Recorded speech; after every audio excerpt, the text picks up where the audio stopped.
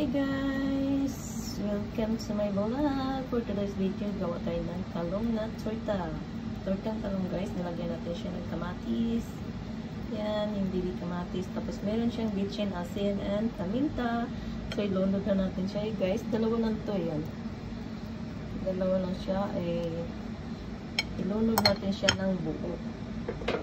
So ganito natin paglunod guys. Ganito paggawa ang tinamaran na luto. Hindi na siya gaganon kasi hindi siya sali sa sala. Tapos nandito na yung ano natin, kawali. Mantika na yan siya. Kanina pa yan siya ng mantika.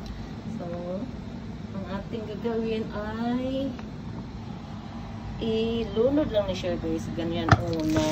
Di ba? Ganyan na siya paglutsa. Tapos, antayin natin, lakasan natin kunting apoy. Yan, speed natin, kalat natin kunti.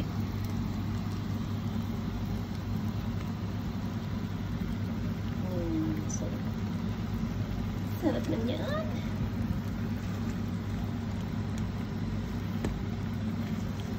Nagluto ko kahapon ng umaga. Kinain ko pang umaga bago papasok ng trabaho. Sarap ng talong. Sarap ng pagkaluto ng pag-ihaw ng talong. Kasi malambot siya. Dito ko nilagay sa oven. Kasi hindi na ako nag-ano ng apoy. Sa oven ko na lang siya pinalambot. Tapos ano yung balat. Ganda niya ng pagka-ano. Matatanggal yung buong balat niya. Balat niya talaga. Kaya tsaka ang lambot. Sarap. Yan.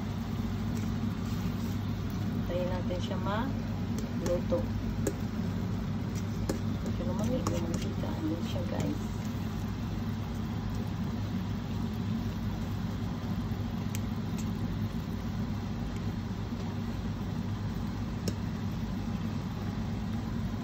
Lakasan natin yung apoy.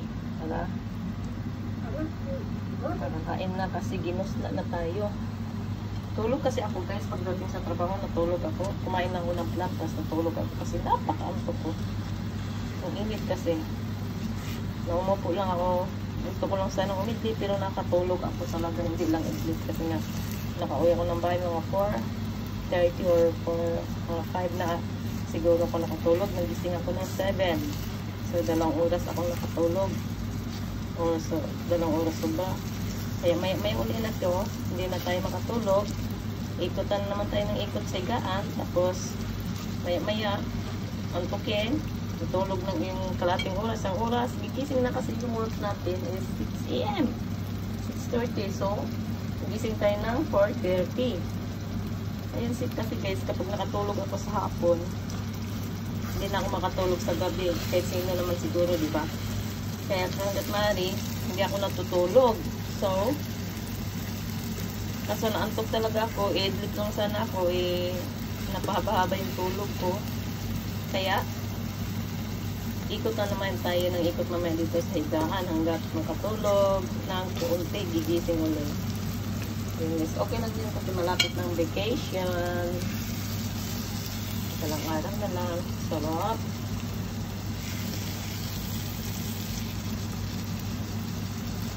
So, tani inday, kalami.